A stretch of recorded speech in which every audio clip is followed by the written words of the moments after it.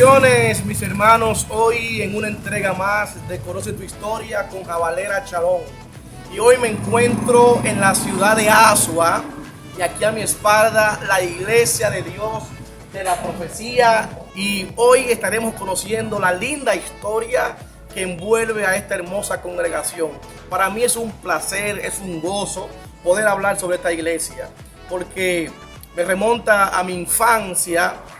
Mi padre fue pastor de esta congregación por varios años y aquí comencé a caminar, comencé a crecer, y por eso para mí me da mucha nostalgia poder estar en este lugar y hacer este reportaje de esta hermosa historia de esta congregación. Así que quiero que no se muevan de sus asientos y espero de que sea de bendición conocer la historia de la Iglesia de Dios de la Profecía de Asua.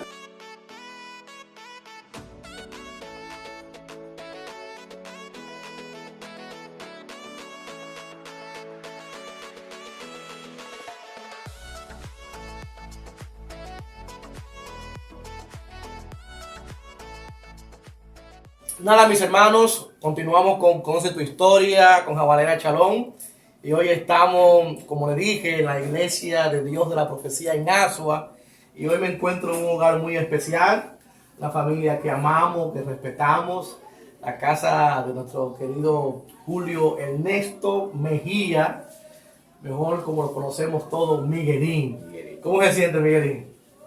Me siento honrado de poderte tener por acá, hermano Eliezer, en esta mañana. Amén, qué bueno, qué bueno. Y hoy vamos a hablar sobre la linda historia que envuelve esta iglesia de la profecía acá en Asua. ¿Cómo inicia la iglesia de Dios de la profecía acá en Asua? Bueno, la Iglesia de Dios de la Profecía, acá en esta provincia de Asua, se inicia en la década de los 80, al principio de los 80.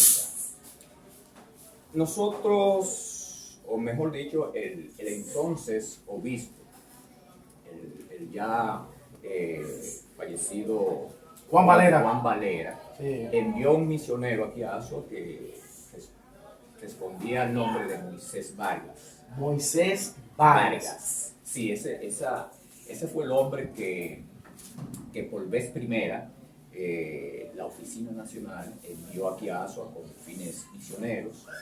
Su estadía fue bastante breve. Y ¿De qué año hablamos? de los 80. Principio 80, bajito. Bueno, no te puedo decir si fue a principio, porque ese tiempo yo no lo viví. Okay.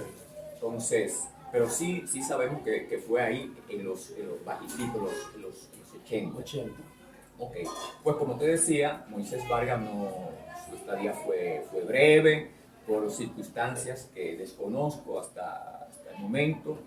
Él recomendó al hermano Rafael Villegas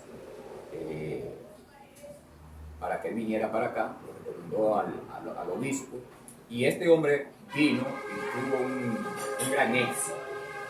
Él comenzó por los lados de lo que es la plaza, el mercado público.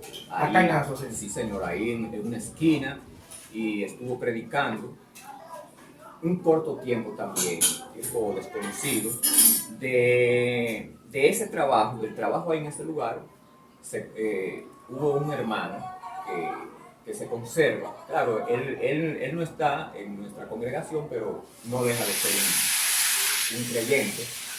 Pero de ahí, estando de ahí, conoció a una familia, la familia Márquez, visitando el hospital público. Entonces, tras algunos contactos, la señora le permitió comenzar los cultos en su casa, que estaba localizada en ese entonces en el sector Erollín. Ok.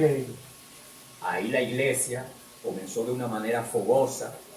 Yo fui de las personas que se convirtió en esos días ahí. Ya habían algunas familias. ¿Como cuántos miembros habían? ¿Tiene una idea? ¿Se acuerda más o menos? ¿Miembros? Sí. No había miembros. Lo que había eran personas convertidas. Convertidas. De hecho, recuerdo que del primer bautismo, que de eso te podría hablar en lo adelante, el primer miembro oficial, miembro, digamos, masculino, Sí. fui yo. Ajá. Sí, señor.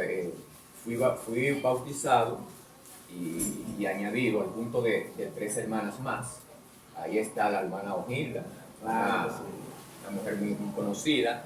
Hay también una hermana biológica mía, Magalis, y una joven que respondía, porque ya también falleció, al nombre de Griselda Matos. Griselda Matos. Pero, ok, no eran miembros, pero más o menos las familias, los convertidos, ¿como cuánto eran? Bueno, el número exacto no, pero supongamos que rondara quizás entre los 15, 20, algo así. Porque sí recuerdo que ya había en alguna familia. Ahí estaba la familia Carrasco, de donde es la hermana Ojilda. Estaba, ya los Montillas estaban, una familia muy conocida también. Estaba también la familia Peguero Ortiz, entre otros, porque tú sabes que las iglesias, como en una ocasión dijo un hermano, es como un aeropuerto. Sí. Aviones que despegan, otros llegan, y ya muchas de esas familias no están por distintas circunstancias. Algunos han fallecido, otros se van de la provincia, del país. En fin, todas esas circunstancias hacen que casi siempre haya un número en cierto modo renovado. ¿Quién era el supervisor de distrito para ese entonces, de esta región de Asua? Para la época en que estuvo Moisés, Sí. el supervisor distrital fue el hermano Santos Reyes. Santos Reyes, el obispo Santos Reyes. Santos Reyes, quien fue sustituido por un hermano que también partió con el Señor, que respondía al hermano de Francisco Hidalgo, que se convirtió de esa manera en el segundo supervisor de distrito, Francisco Hidalgo. Okay. Retomando, luego de Villegas, dicen que Villegas no duró mucho tiempo acá. ¿Qué tiempo duró Villegas pastoreando? Bueno, él duró mucho tiempo. ¿Qué tiempo duró? Sí, cuando dije que él no duró mucho fue allá en la zona. Ok. Porque los años que él estuvo aquí no los tengo ahora mismo en mente, pero él sí duró algunos años. De hecho, fue como ya te estuve diciendo, un ministerio muy próspero e incluso la iglesia hasta llegó a tener hijas.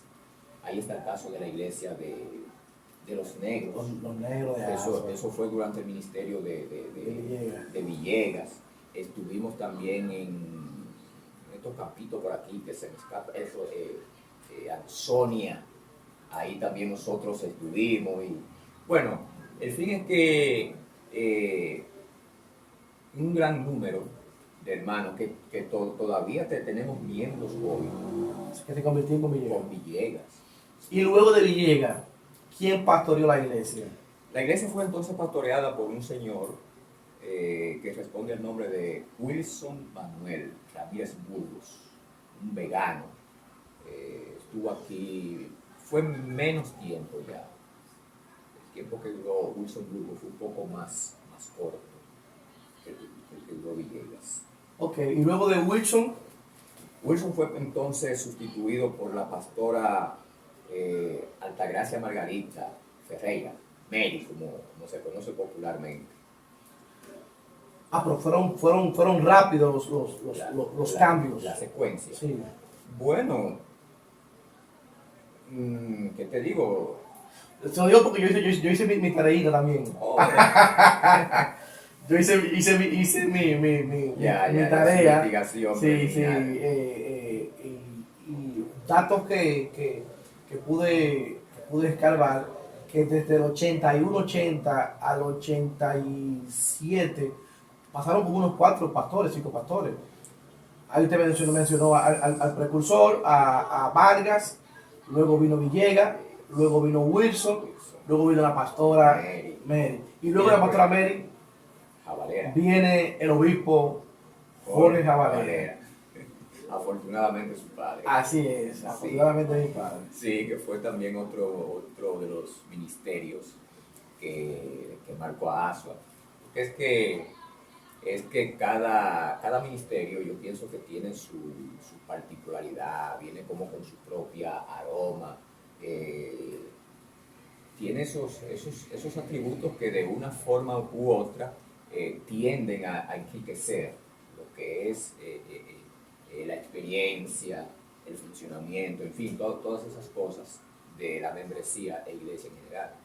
Sí, yo creo, yo creo que cada pastor tiene su librito, tiene su manera de pastorear.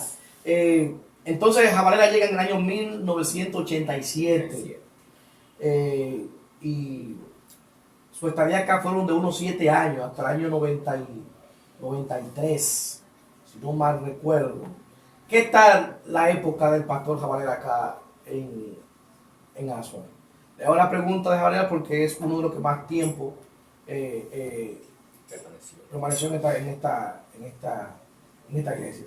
¿Recuerda alguna anécdota del pastor Jabalera?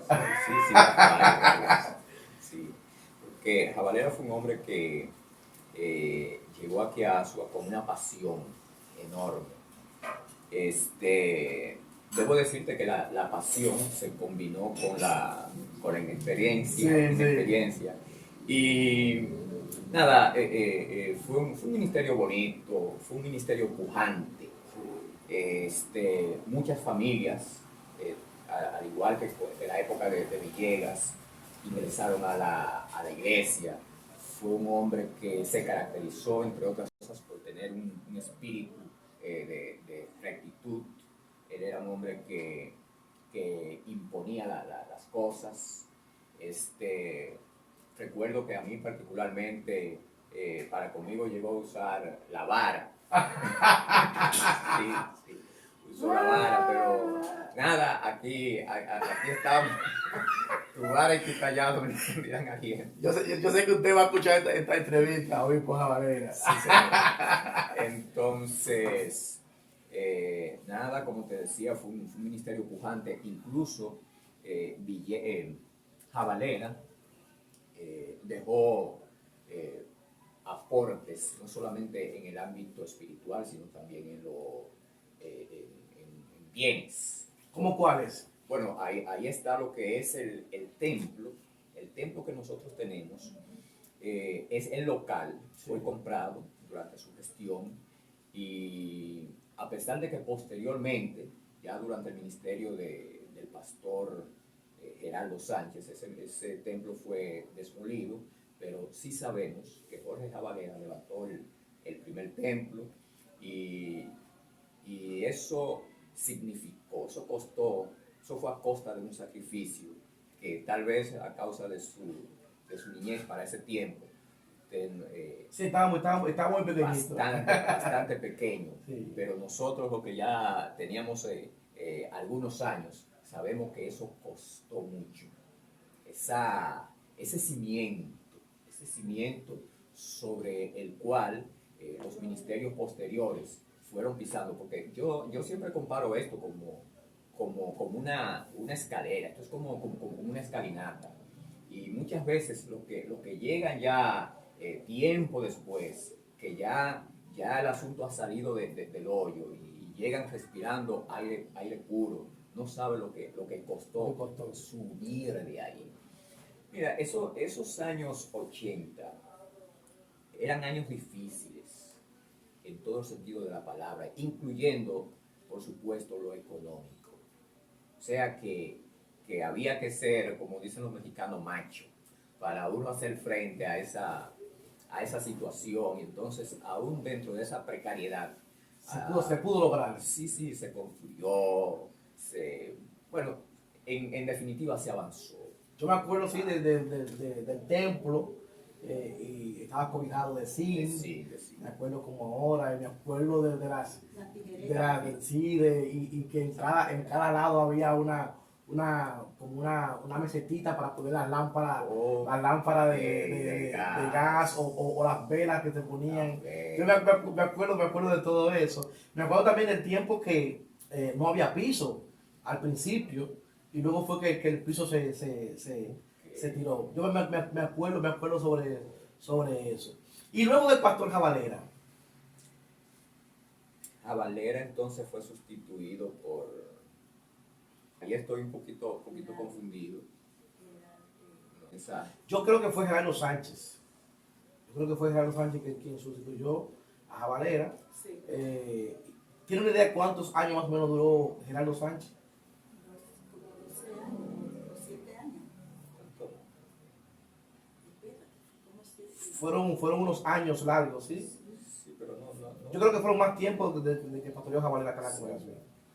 A Valera fueron 7 años. 7 años. Y él también yo creo que fueron 7 años. Y luego del pastor Sánchez, ¿quién pastoreó la iglesia? Fue entonces cuando llegó el hermano de quien te hacía mención, Eleodoro Encarnación. Eleodoro Encarnación. Fue sustituido por... ¿Y qué tiempo duró aquí el pastor Eleodoro? Eleodoro estuvo aquí como algunos 3. Bueno, los hermanos que tendrán la oportunidad de vernos de aquí del sur, le diré que no tengo esos datos del tiempo. Pero él sí fue el que sustituyó Sí. al pastor Sánchez. Sí, señor. Y luego de Eleodoro, ¿quién viene? Ahí fue cuando vino Manuel. Manuel Aramonte. Ahí sí, ahora sí. Manuel Aramonte. ¿Y qué tal Manuel Aramonte? Bueno, una gran persona. O sea, Manuel Agramonte constituye una admiración tanto en lo personal como en lo ministerial. Mi criterio es personal, que es una inspiración, y pienso que no solamente mío. Y las muestras hablan por sí solas. O sea, el testimonio, el fruto está de que es un gran hombre de Dios, ha sido un hombre prosperado. Y cuando digo que es un hombre de Dios, no es solamente porque haya prosperado. Tú sabes que hay quienes poseen prosperidad económica y eso no necesariamente significa que es Dios que los está bendiciendo. O sea, eso Estamos de acuerdo. eso ocurre en el mundo Sí, secular. secular, en lo político, por allá, pero también en lo espiritual. Pero Manuel, un gran hombre. Qué Un gran bueno. hombre. Y luego de hermano Manuel, ¿quién viene a dirigir esta flamante congregación? El ministro Beato Pascual. Yo quiero mucho, qué honor. Ah. Buenas cosas. Yo quiero mucho a Beato Pascual. Gran hombre. Hay una admiración. Bueno, él me vio crecer, me vio nacer. La gente muy vinculada a mi familia. Mi padre tiene un gran respeto, un gran amor a Beato Pascual, un hombre muy paciente, Así es. muy ecuánime. Dígame, ¿qué tal el liderazgo acá, hermano Pascual? Mira, hermano, Beato Pascual. si fuera a darle un número del 1 al 10, Sí. aunque esa no es la pregunta, pero sí bastante parecida. Mira, yo le daría un 8. Tremendo tu líder. Si Beato Pascual comienza a pastorear esta iglesia, él llega aquí ya siendo supervisor del distrito. O sea que el contacto para con nosotros no se inicia a partir de su pastoreado, porque ya él era supervisor del distrito. Sí, me acuerdo, sí. De modo que Había relación ya. esa relación Sí. me conllevó a ir tomando ya una noción de Medir pulso, de que medir tienen una idea de quién era. pudimos pilatear Sí. el peso moral de este hombre, que aunque con sus sombras, porque es que es así, hermano Eliezer, la misma imperfección nuestra hace que tengamos luces Y sombras. y sombras. Claro, Todos tenemos. todos, yo también la tengo. Sí, todos Pienso tenemos. que más, mucho, pero mucho más que él. Pero esas luces que él tiene, que gracias a Dios pienso que aún no se han apagado, fue un hombre que durante su ministerio logró enrumbar a la iglesia por un camino. En el ámbito educativo, educativo, fue un hombre que dio grandes aportes aquí a esta congregación. Y para mí es un gran maestro, Beato Pascual, un gran maestro, un líder, porque hay algo que desde mi punto de vista muchas veces se malinterpreta, porque por lo menos si en un momento determinado en que haya un culto en la iglesia, yo me paro y ocupo el lugar del pianista y comienzo a dar teclazos ahí a lo loco. Sí. El pianista en el momento soy yo. Soy yo el pianista. Ahora, eso no quiere decir que yo sea pianista. Yo simplemente estoy ahí, pero no soy pianista. Entonces, eso sucede con el liderazgo. Hay personas que aún estando fuera de la función siguen siendo líderes. El liderazgo va más allá de la posición. La posición la da el hombre, pero el liderazgo tú aportas. Exactamente. Tú portas eso. Entonces, yo pienso que Beato es un líder. Sí, yo lo creo al Sí, Señor. señor. Amén. Y luego del pastor Pascual, ¿quién viene a la iglesia pastoral? Bueno, tras Beato Pascual, entonces llegó el pastor que tenemos en la actualidad, Wilkin Román. Wilkin Román, ese amigo mío. Ese amigo mío, lo quiero mucho. Ah, bueno. Y ya él tiene ya aquí unos años. Poquito. Sí, ya un año creo que tiene. O fue antes de la pandemia, creo que fue. Algo más del año. Sí, pero ya tiene un tiempecito. Y yo sé que para él va a ser un reto liderar esta congregación, porque no es una pequeña congregación, sino una congregación que ya tiene años. Tiene años y soy de lo que creo que las iglesias deben ser dirigidas de acuerdo a la congregación.